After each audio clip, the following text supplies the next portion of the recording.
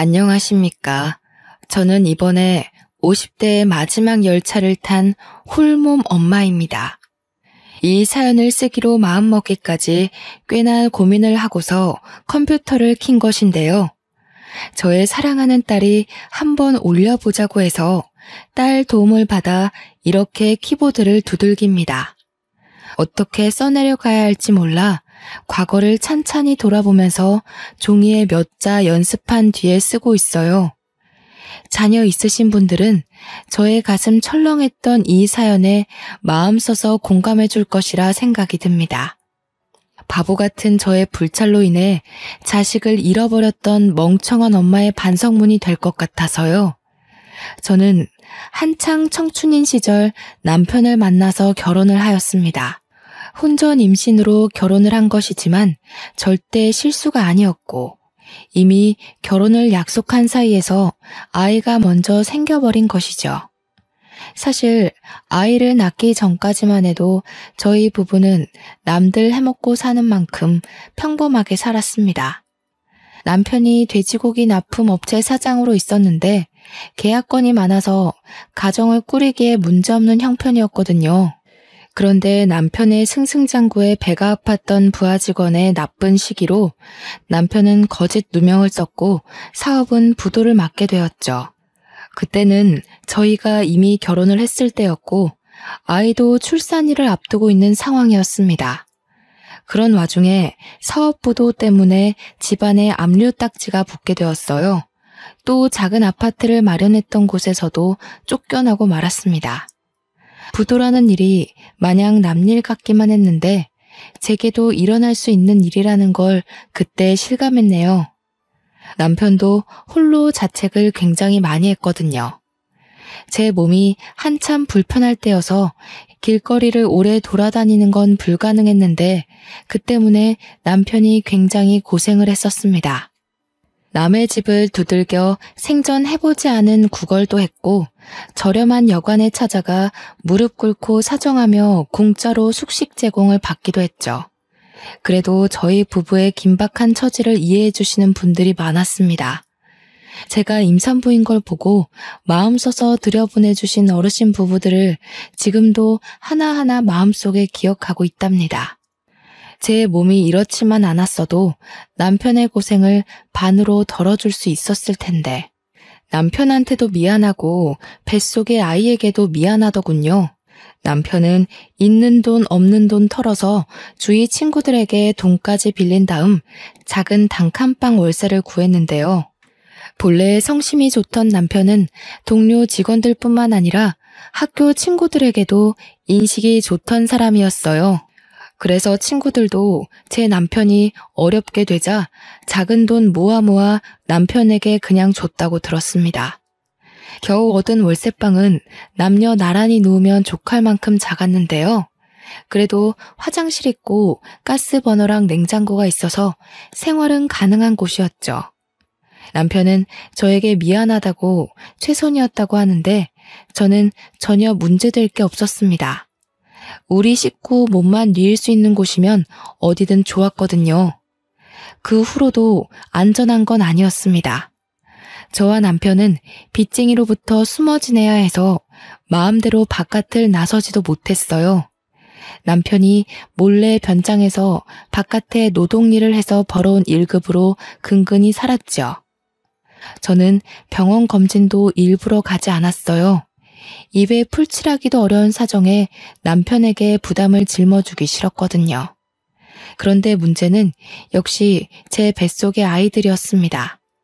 남편이 힘들까봐 애써 모든 근심과 스트레스를 참고 지냈어서 그런지 출산 예정일이 아닌데 진통이 빨리 찾아왔더라고요.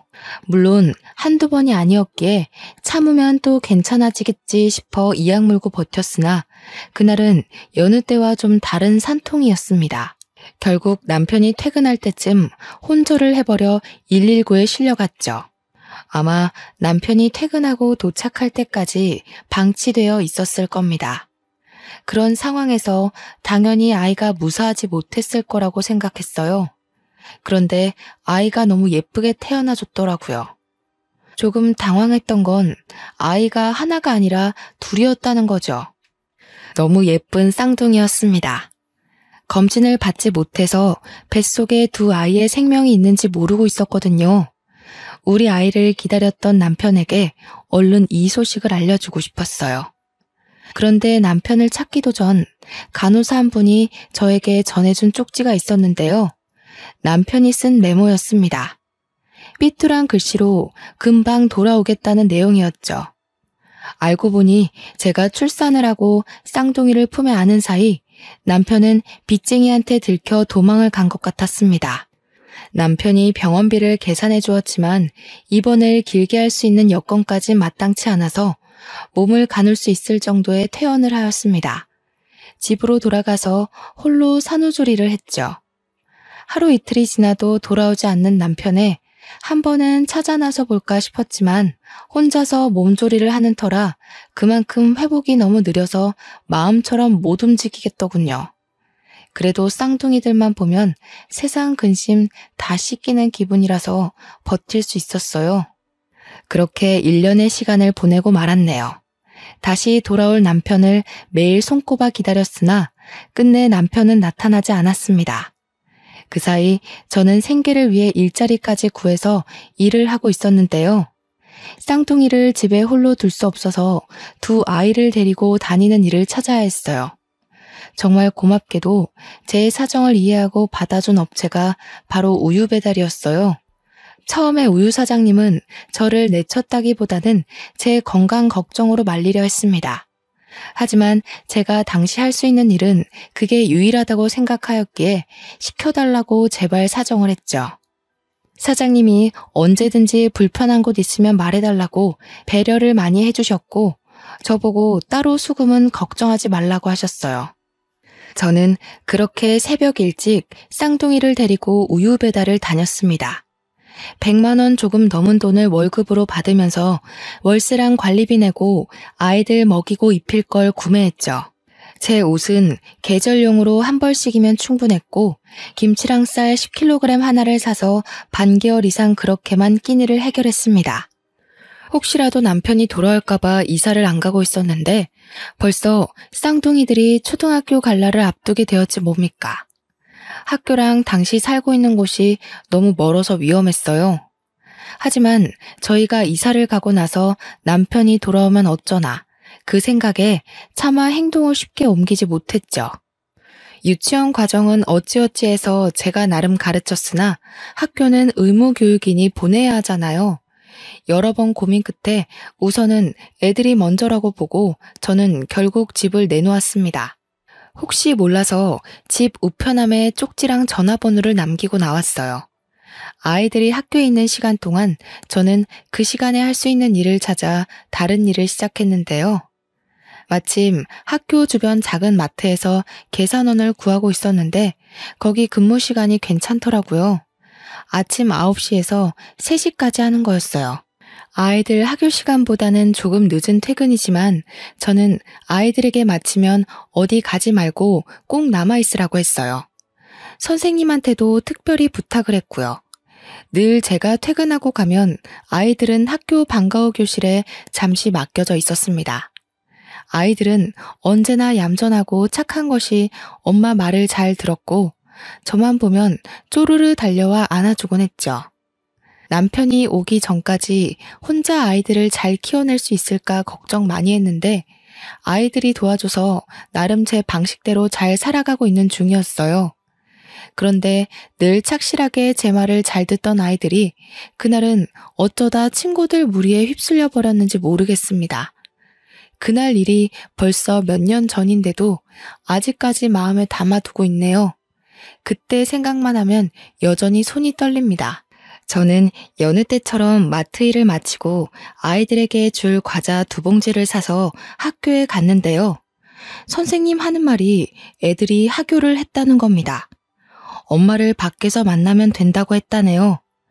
학교 앞에 병아리 아저씨 오는 날이었는데 같이 놀던 친구들이 단체로 그거 구경하러 가는 바람에 함께 갔다는 거 아니겠어요? 그 소리를 듣고 저는 서둘러 학교 밖으로 뛰어나왔습니다. 들어올 때도 이미 알았지만 병아리 아저씨는 없었어요.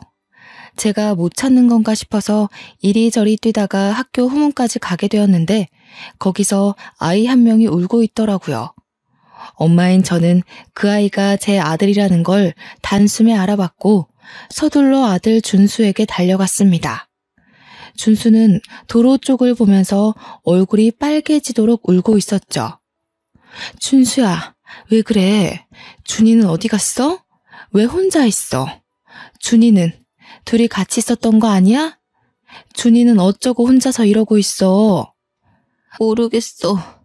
준이랑 같이 병아리 아저씨 보고 있었는데 갑자기 없어졌어.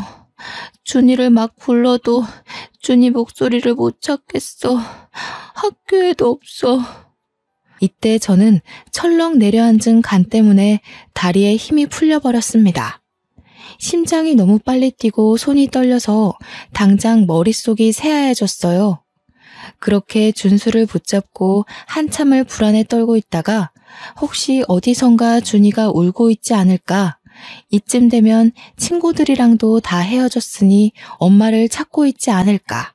그런 간절한 마음을 안고 서둘러 일어나 준수 손을 잡고 다시 학교를 찾았어요. 급히 학교 안을 뒤지기 시작했습니다. 선생님들에게도 또 찾아가 제 사정을 말씀드렸더니 당시 교무실에 있던 선생님들이 전부 놀라서 제 딸 준이가 갈 만한 곳을 함께 뒤졌어요. 결국 한 선생님의 신고로 경찰까지 오게 되었고 함께 학교 CCTV까지 뒤지게 되었죠.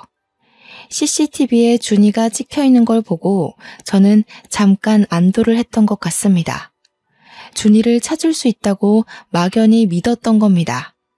CCTV 화면을 가만히 지켜보는데 준이가 병아리를 사가는 친구들을 따라가다가 함께 버스를 올라타 버렸더라고요. 그걸 보자마자 저는 애가 타고 마음이 급해져서 몸을 제대로 가누지도 못했습니다. 아휴, 어떡해. 내 딸.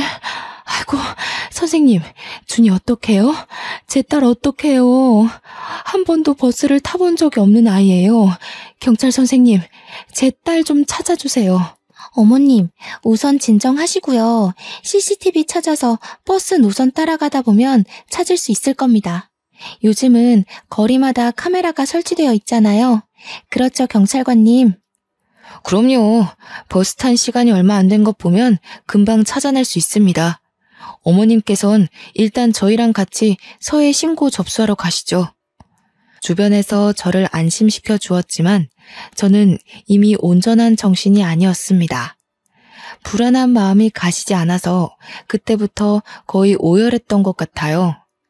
경찰서에 가서 우리 딸을 실종 신고로 접수했고 경찰이 아이를 찾게 되면 연락 주겠다고 해서 일단 준수만 데리고 집에 왔습니다.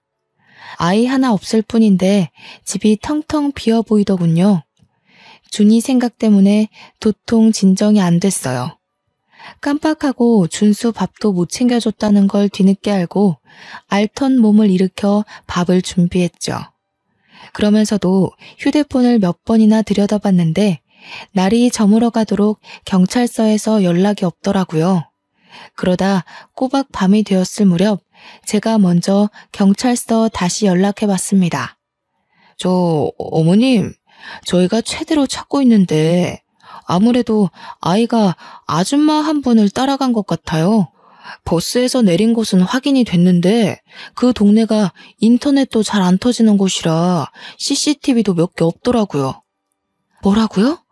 아줌마라뇨? 무슨 아줌마요? 그럼 지금 우리 딸 못 찾고 있다는 말씀이세요? 우리 딸 찾아준다고 하셨잖아요. 아이고 준이야, 우리 준이 찾을 수 있다면서요, 선생님. 이쯤 되면 미아 신고가 접수돼서 연락이 올 법한데 데려간 사람이 경찰서에 맡기지 않았나 봐요. 저희 쪽에서 방금 아이가 마지막으로 찍혔던 현장으로 출발했거든요. 조금만 더 기다려주세요. 죄송합니다. 저는 준수 밥을 준비하다 말고 그대로 풀썩 주저앉아 버렸습니다. 바닥에 몸을 묻고 목이 매도록 울었죠.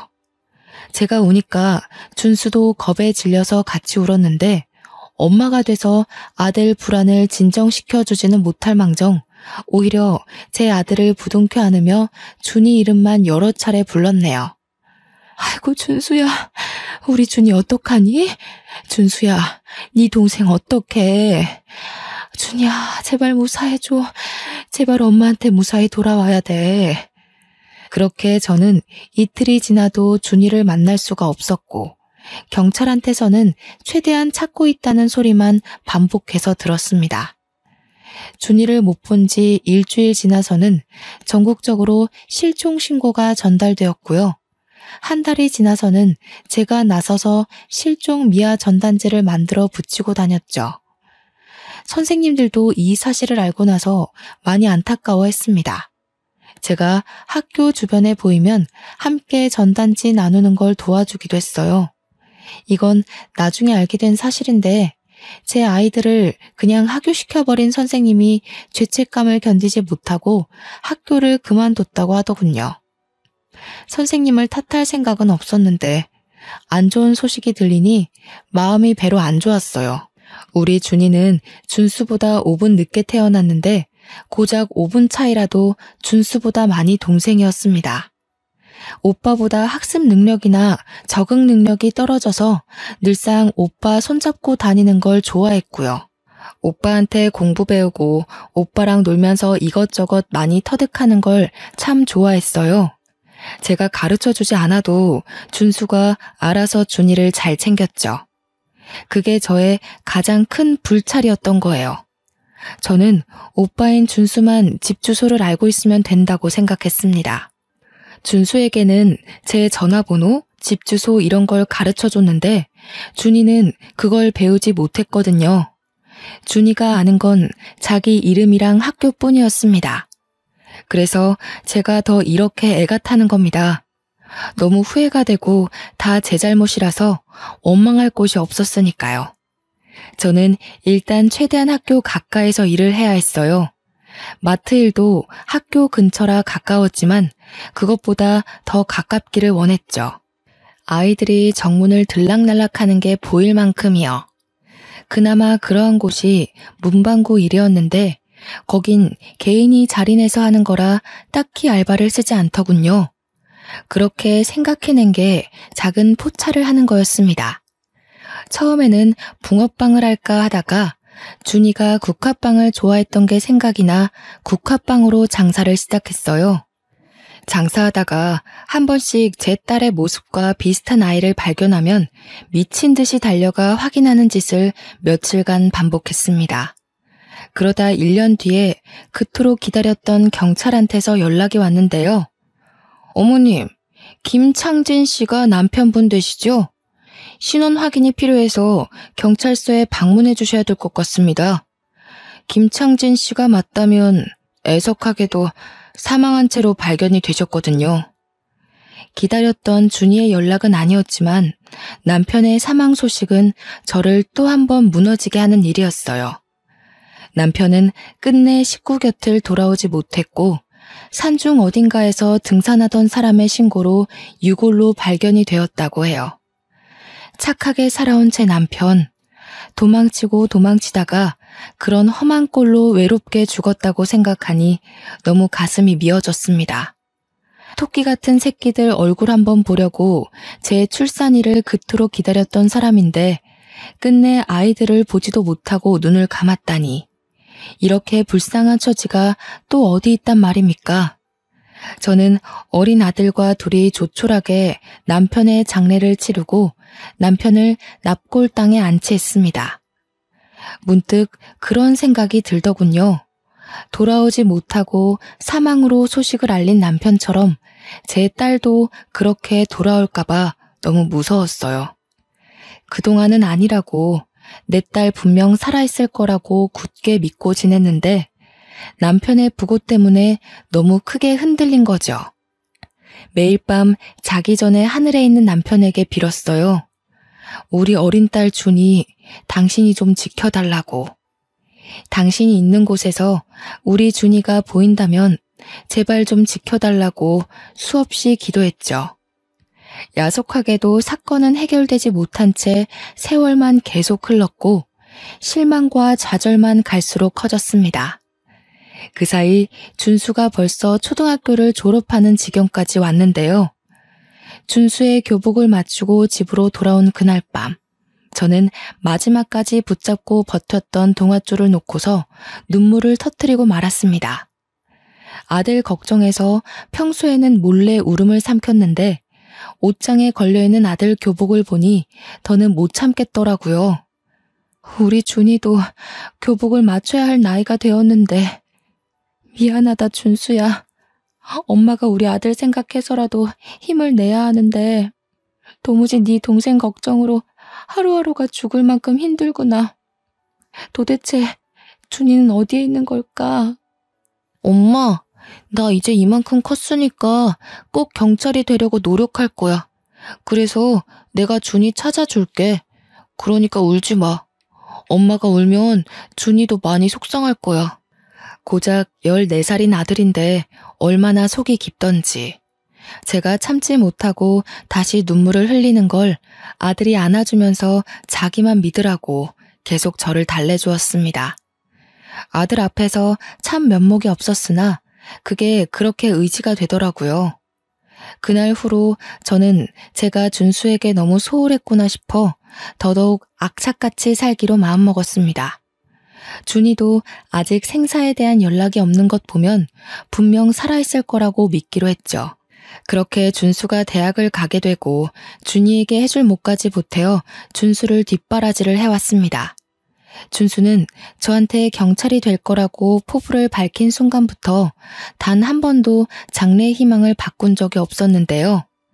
정말로 번듯한 경찰 공무원이 된 거 있죠. 저는 아들이 얼마나 열심히 공부하고 노력했는지 지켜봐서 알고 있어요. 첫 시험에서 바로 합격했는데 그동안의 노력이 빛을 발한 것 같아 그게 너무 자랑스럽다가도 어린 나이부터 저 때문에 원하는 꿈 한 번 꿔보지 못하고 경찰만 바라보고 달려온 건 아닌가 하는 생각에 오랜만에 눈물을 보여버렸네요.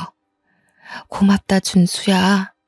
엄마가 신경을 많이 못 써줬는데 이렇게 잘 커줘서 너무 고마워. 그리고 미안해. 엄마가 너한테까지 마음의 짐을 짊어준 것 같아. 그게 너무 미안해서 어쩌니? 그런 말 하지 마. 준이는 나한테도 동생이잖아. 내가 준이 손만 잘 잡고 있었어도 이렇게 되진 않았을 텐데. 내 잘못이 커. 무슨 일이 있어도 내 동생 내가 꼭 찾을 거야. 아휴, 이 착한 것. 좋은 집에서 좋은 부모 만나 자랐으면 이 고생 안 해도 되었을 텐데.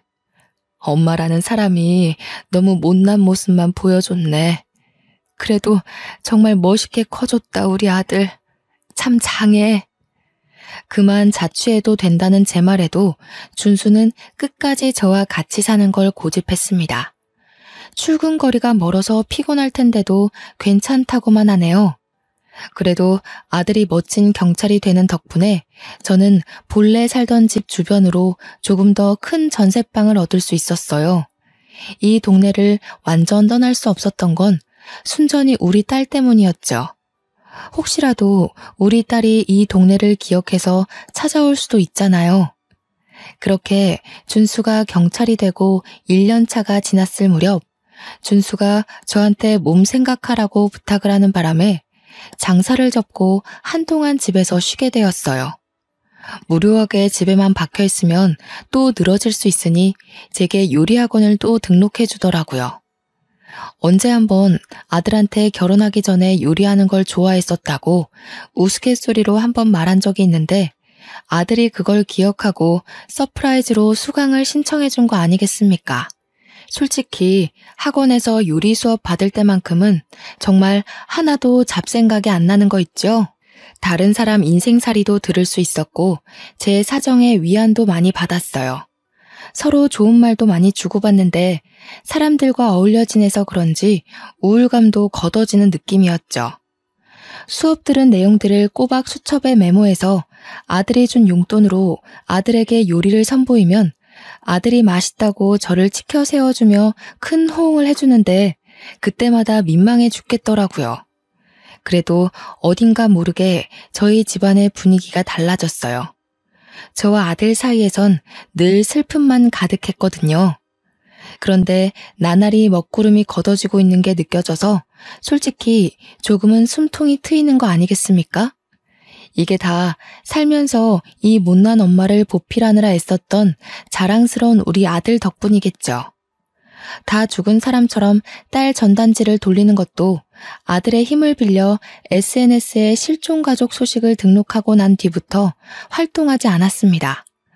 아들이 경찰로서 선배들에게 부탁해서 힘쓰고 있으니 저보고는 다시 만나게 될 준이를 위해 몸조리하라고 하더군요. 한 번도 가져본 적 없던 저만의 시간을 조금이나마 찾아서 지내고 있을 쯤이었습니다. 준수 말고는 연락 올 데가 없는 저에게 모르는 번호로 한 통의 전화가 왔는데요. 요리학원 쪽 연락인가 싶어서 아무런 생각 없이 전화를 받았습니다. 수화기 안에서 가냘픈 아가씨의 목소리가 흘러나왔어요. 강준수 씨 댁 맞냐고 묻는 소리였죠. 네, 제가 준수 애미 되는 사람인데요. 누구시죠? 우리 준수 친구 되시는 분인가요? 전화번호를 잘못 하셨네요. 준수 번호를 알려드릴까요? 제 신원을 먼저 밝혀주었는데 정작 안에서 돌아오는 대답이 없더라고요. 누구길래 제 번호를 알고 전화를 했고 우리 아들을 찾는 건지 궁금했습니다. 혹시 제 아들에게 여자친구라도 생긴 걸까? 그런 생각도 했었죠. 계속 기다려도 대답이 없길래 여보세요? 여보세요? 두어 번 더 목소리를 냈어요. 그러니 안에서 흐느끼는 소리가 들려오는 겁니다. 그러면서 아가씨가 목소리를 겨우 내며 엄마 하는데 그 순간 심장이 바닥으로 떨어지고 말았죠. 분명 처음 듣는 목소리인데도 누군지 알 것만 같아서 저절로 눈물이 차올랐습니다. 휴대전화를 잡은 손이 떨리기 시작하더니 딸을 처음 잃어버렸을 때처럼 머릿속이 새하얘졌어요. 내가 생각하고 있는 게 맞나? 내 딸이 맞나? 혼란스럽기까지 하여 아무 말도 못하고 있었더니 내내 울음소리만 들려주던 수화기 너머로 쐐기를 박는 대답이 들려오더군요. 엄마, 나 준이에요. 준수 오빠 동생 강준이요. 죄송해요, 엄마. 보고 싶었어요.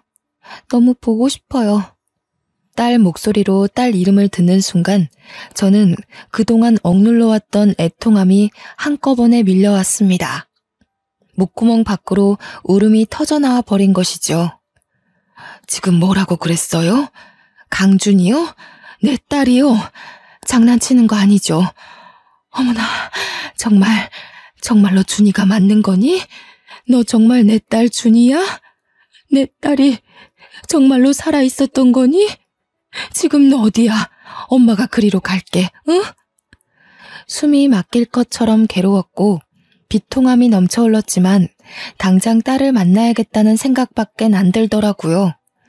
제 눈으로 얼굴을 확인해야 할 것 같아서 수화기를 붙잡고 어디냐고 그렇게 울며 불며 물었어요. 딸도 많이 울고 있는지 목소리가 많이 떨렸는데 그러면서 하는 말이 자신이 다녔던 초등학교에 있다는 겁니다. 저는 전화를 끊자마자 신발도 못 신고서 허겁지겁 달려나갔습니다. 학교랑 5분밖에 걸리지 않는 거리를 맨발로 미친 듯이 뛰었어요. 도로에 차가 오는지도 못 보고 그냥 무작정 달려서 운동장으로 뛰어 들어갔는데요. 그때 막 학교 건물 쪽에서 나오는 아가씨 한 명을 보았습니다. 겉모습이 못 알아볼 정도로 너무 달라져 그냥 지나쳤다면 모르고 넘어갈 수 있어요. 그러나 얼굴이 붉어져서 울면서 걸어오는 아가씨의 모습이 영락없는 제 딸인 겁니다. 우리 준수랑 똑 닮아서는 준수보다 선이 곱고 작은 게 딱 우리 딸이었다고요. 저는 엄마니까 제 새끼를 한눈에 알아볼 수 있단 말이에요. 틀림없이 제 딸이었어요. 제 딸. 혼절할 것처럼 몸의 중심이 흔들렸음에도 저는 딸을 발견하자마자 준이야! 목 놓아 소리쳤습니다. 과연 제가 죽기 전에 우리 딸 얼굴을 보면서 따뜻하게 이름 불러줄 날이 올까 염려 많이 했거든요. 그래서 그동안에 한을 담아 준이를 몇 번이나 더 외쳤어요. 금세 가까워진 딸은 몸만 자랐지 얼굴은 마지막으로 봤을 때와 똑같더라고요. 너무 보고 싶었다고 아이처럼 안기는 준이를 꽉 보듬어주며 그 자리에서 얼마나 울었는지 모릅니다. 몇 번이고 딸 얼굴을 다시 확인하면서 이게 꿈인지 생시인지 정신 차려가면서 부둥켜 안고 오열하기만 했어요. 대체 이게 어떻게 된 거야? 도대체 어딜 갔었던 거야? 엄마랑 준수가 얼마나 걱정했는지 알아? 살아있다고 믿어야지. 내 딸 안 죽었다고 믿어야지 하면서도 몇 번을 무너져 내렸는데. 고맙다, 준이야. 이렇게 살아있어줘서 너무 고마워. 엄마가 우리 딸 빨리 못 찾아줘서 미안해. 그땐 제가 완전 정신을 놓았다고 봐야 했어요. 딸을 꼭 붙들고 절절하게 부르짖으며 아이를 야단치다가도 금세 고맙다고 다행이라고 안아주기를 반복하며 정신사납게 행동했죠. 성인이 돼서 엄마를 찾고 싶었는데 엄마 이름을 모르겠더라고요. 전화번호도 모르고 살던 곳도 잘 기억이 안 나서 더 오래 걸렸어요. 그나마 내가 기억나는 게 학교라서 이 학교를 몇 번 왔었는데 지난 날이 하나도 기억 안 나는 거예요. 엄마 잘못이야. 내가 준수 하나만 철석같이 믿고 너희 둘이 떨어질 수도 있다는 걸 미처 생각 못했어. 다 엄마 때문이야. 미안하다, 딸아. 엄마 탓 아니에요. 제가 오빠 허락 없이 친구들 따라가는 바람에 그렇게 된 거지. 학교에 찾아와도 졸업 앨범은 졸업생이나 학부모 아니면 함부로 못 보여준다 하더라고요. 엄마랑 오빠를 찾으려면 이 학교에 아주 들어오는 방법밖엔 없었어요. 그래서 저 지금 여기 학교 교생으로 다니고 있어요. 자기 오빠 이름과 초등학교만 알고 있었던 딸은 이 학교를 졸업한 준수 앨범을 찾아서 제 전화번호를 발견했다고 했습니다. 딸도 딸 나름대로 고생해서 지 친엄마를 찾고자 애를 썼다고 하니 그건 그거대로 또 가슴이 미어지더라고요. 엄마가 지금 꿈을 꾸고 있는 건 아닌가 싶다. 어떻게 내 딸이 꿈에서만 보던 내 딸이 이렇게 살아 돌아왔을까? 세상에 무슨 이런 일이 다 있어. 제가 좀처럼 눈물을 멈추지 못하고 몇 번이나 몸을 휘청이자 딸이 저를 데리고 가까운 벤치로 향했습니다. 그 자리에서 저와 딸은 한참이나 더 깊은 이야기를 나누었죠. 미처 신발을 못 신고 나온 저를 위해 딸이 자기 신발을 벗어주기까지 했네요. 저는 혹시라도 이 모든 게 환상이라 딸이 사라져버릴까봐 딸 손을 꼭 힘주어 잡고 있었습니다. 여태 딸 얼굴을 확인하고 울부짖느라 정신없어서 정작 딸이 어떻게 살아왔는지 묻지 못했더라고요. 앉아서 해가 다 저물도록 딸 이야기를 들어주었는데요. 그날 버스를 타고 친구들이 각자 집에 다 내려서야 딸은 오빠를 잃어버렸다는 걸 알았다고 했습니다. 그걸 알고서 뒤늦게 아무 정류장에서 내렸다고 했어요. 한참을 오빠와 엄마를 찾으며 울면서 걸었다네요. 해가 다 저물 때까지 목이 터져라 울었는데 주위를 보니 건물이 몇 개 없고 풀이 많았다고 하는 겁니다. 사람 한 명 없는 그곳에서 자기 엄마 같은 아줌마 한 명과 마주쳤는데 아줌마도 울고 있었다고 했습니다. 그 아줌마가 자신을 데려가서 밥을 먹여줬다고 하더라고요. 딸이 말하는 아줌마가 과거에 경찰이 말했던 그 아줌마가 아닐까 싶습니다. 그날 아줌마도 교통사고로 우리 딸과 비슷한 또래의 자식을 잃고 길거리를 거닐며 서럽게 울고 있었다네요. 그러다 제 딸을 발견해서 가여운 마음에 밥을 먹이고 싶어서 자기 집에 데려갔고 제 딸을 돌려보내기 위해 경찰에 신고를 하려고 했는데 하룻밤 재워서 보낼까 싶어 신고를 미뤘대요. 그렇게 하루 이틀 미루면서 자기 딸을 잃은 상실감을 제 딸 키우면서 위안받았다고 했어요. 제 딸을 돌려보내는 게 마치 자기 죽은 딸을 완전히 보내주는 것만 같아서 차마 마음의 준비가 안 되었다고 하는 겁니다. 딸 말로는 그래서 일이 이렇게 되어버렸다고 해요. 그 아줌마가 딸이 좀 자라고 난 후 그동안 잘못을 용서 빌었다고 하대요. 솔직히 화가 나는 게 당연하잖아요. 하지만 저는 이미 20여 년이나 지나버린 세월 동안 그 아줌마에게 분노와 원통함을 다 토해낸 터라 지금은 그저 이렇게 제 딸을 살려놓은 것만으로도 감사할 따름이더군요. 제 처신이 이해 안 되실 수도 있다고 봅니다. 사실상 딸에게 따져서 그 아줌마를 유괴범으로 신고해버릴 수도 있었겠죠. 하지만 이렇게 다시 만난 딸이 너무 귀하고 예쁘게 잘 커줘서 이것만으로 모든 걸 용서할 수 있겠더라고요. 딸도 그랬습니다. 아줌마 정작 착하고 불쌍한 사람이라고 자기를 정말 친딸처럼 아껴주고 늘 옆에 있어줘서 고맙다고 눈물을 보인 사람이라면서요. 우리 딸이 나쁜 어른한테 잡혀가지 않은 게 얼마나 다행입니까?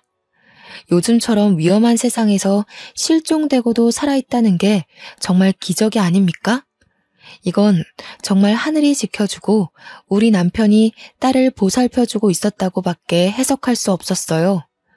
저와 딸은 해가 저문지도 모르고 한참 동안 얼굴 보며 얘기를 했는데요. 곧 아들이 퇴근할 시간이 되었더라고요. 준수가 너 많이 기다렸어. 엄마가 우리 준이 보고 싶어서 힘들어할 때마다 네 오빠가 이 엄마를 얼마나 듬직하게 지켜줬는지 아니? 네 오빠도 정말 고생 많이 했어. 엄마 위하느라 울음을 많이 참았거든.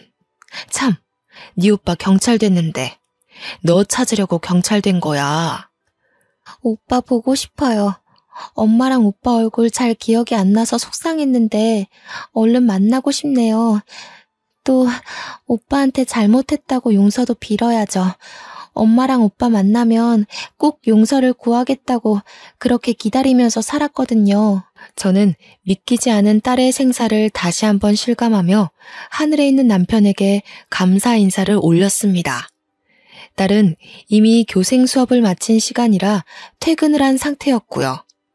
딸 손을 꼭 잡고서 집으로 데려왔어요. 준수가 오기 전에 함께 먹을 저녁상을 진수성찬으로 차렸어요. 딸이랑 함께 식사를 준비하는데 제가 자꾸만 꿈 아니냐고 묻는 말에 그때마다 딸이 뽀뽀해주면서 꿈 아니라고 얘기해줬어요. 뒤돌아서면 사라져버릴까봐 계속 신경이 쓰이더라고요. 화장실 가서도 몇 번이나 딸 목소리를 갈구했는지 몰라요. 오늘 아줌마한테 엄마 집에서 잔다고 허락받았어요.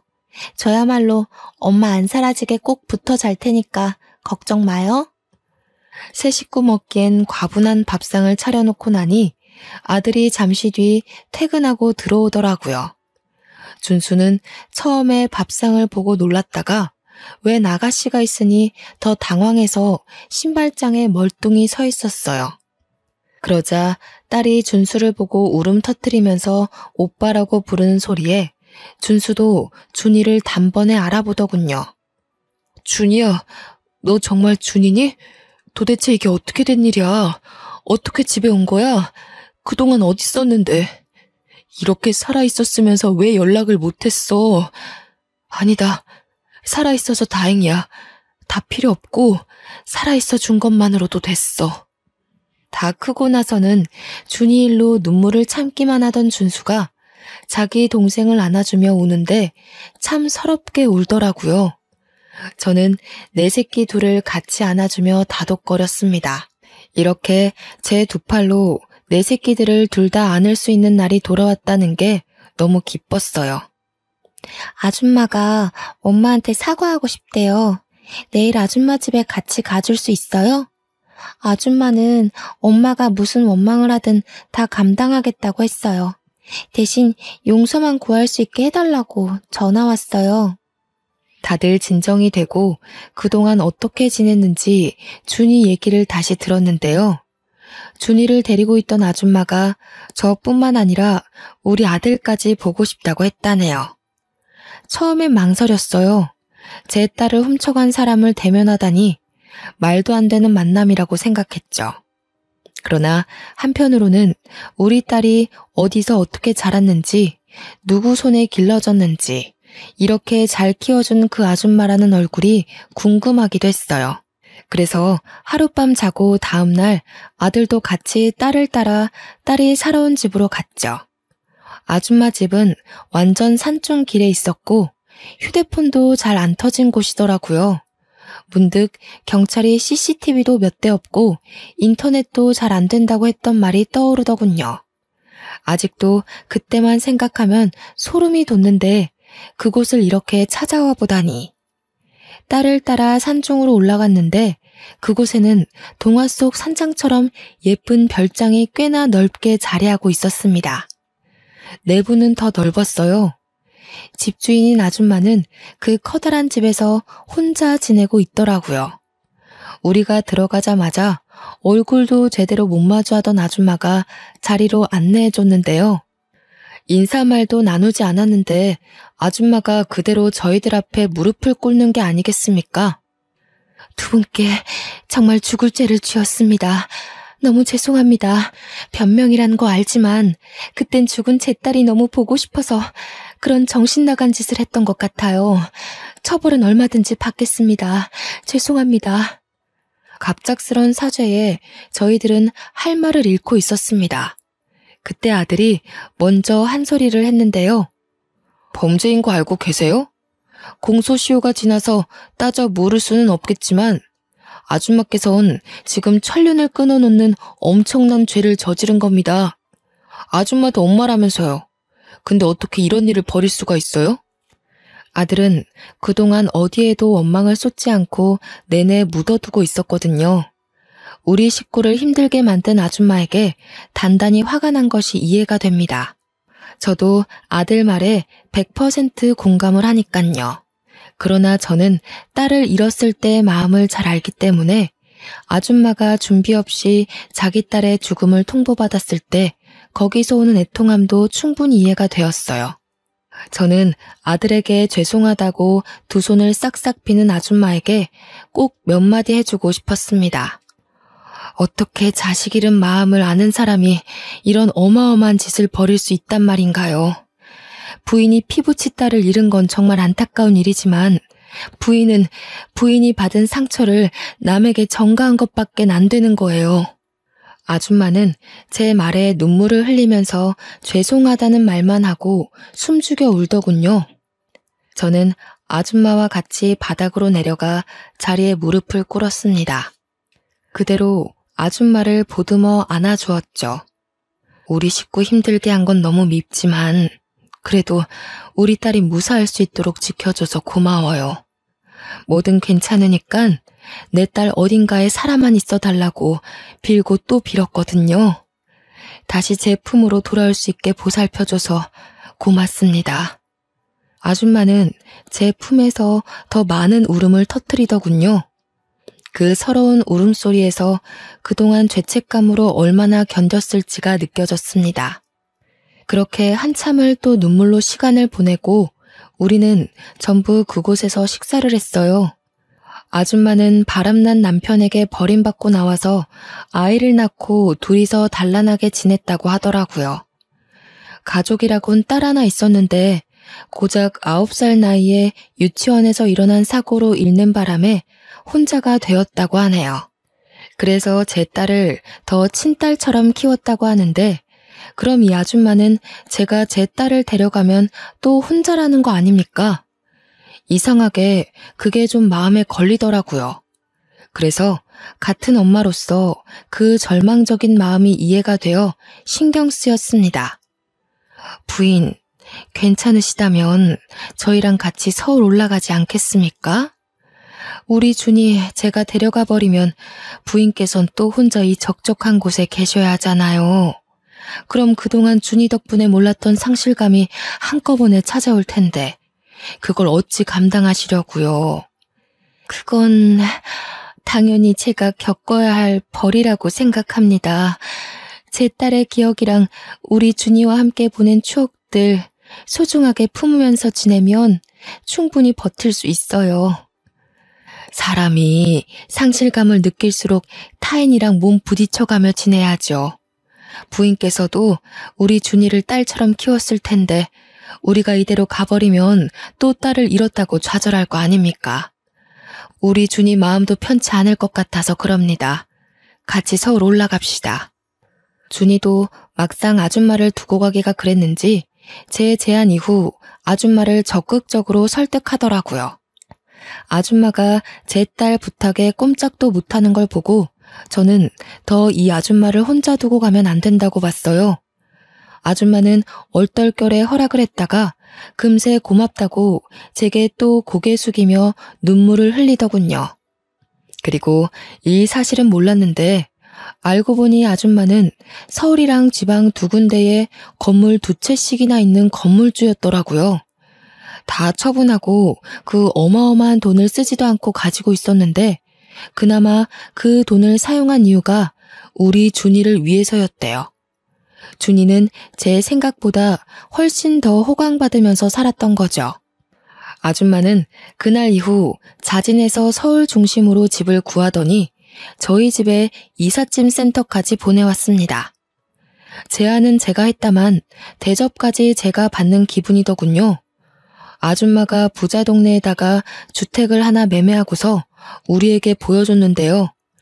이 정도의 집을 원한 게 아니었는데 우리는 그 값비싼 건물을 보고 다 어안이 벙벙했어요.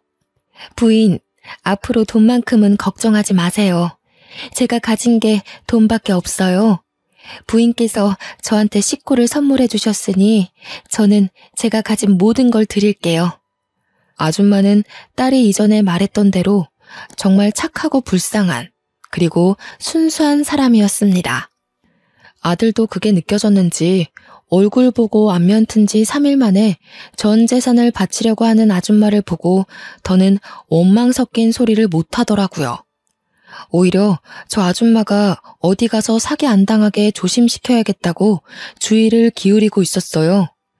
그 얘기를 저한테 심각하게 하는데 저랑 딸이 얼마나 웃었는지 몰라요.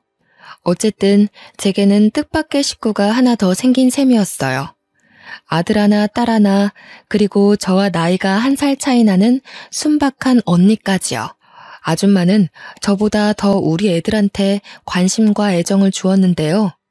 준이뿐만 아니라 준수 뒷바라지까지 솔선수범으로 나서서 지원해주고 있어요.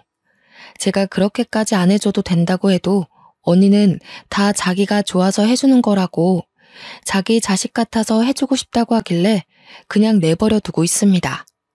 언니한테는 그게 또 속병을 치유하는 방법 중 하나일 테니까요. 그렇게 정말 죽을 만큼 힘든 세월을 보내고 저는 지금 너무나 큰 기적의 삶을 살고 있답니다. 딸은 선생님으로, 아들은 경찰로, 그리고 저와 언니는 여가 생활을 함께 즐기면서 무탈하게 지내고 있어요. 이 행복이 영원하길 바랄 뿐인 마음으로 살고 있죠. 가끔은 그런 생각이 들더라고요. 남편이 저 혼자 고생 많이 했다고 주는 선물 같은 순간이 아닌가 하는 생각이요. 딸을 찾기 전까지만 해도 남편에게 눈물 섞인 기도만 올렸는데 지금은 남편이 살아있을 때 많이 보여줬던 웃는 모습으로 기도를 올리고 있거든요. 어떠세요? 제 인생 정말 기적이지 않나요? 저는 이게 모두 힘든 시련을 이겨낸 시간의 선물이라고 봅니다. 다들 나 혼자만 종종 걸음하고 있는 게 아닌가 하는 생각이 들더라도 결코 무너지지 말았으면 좋겠어요. 굳센 비바람 뒤에는 무지개가 떠오르는 법이잖아요. 여러분들의 간절한 바람이 모두 이루어지길 진심으로 바랍니다. 제 사연은 여기서 마무리하겠습니다. 긴 글 감상해 주셔서 고맙습니다. 늘 안녕하세요.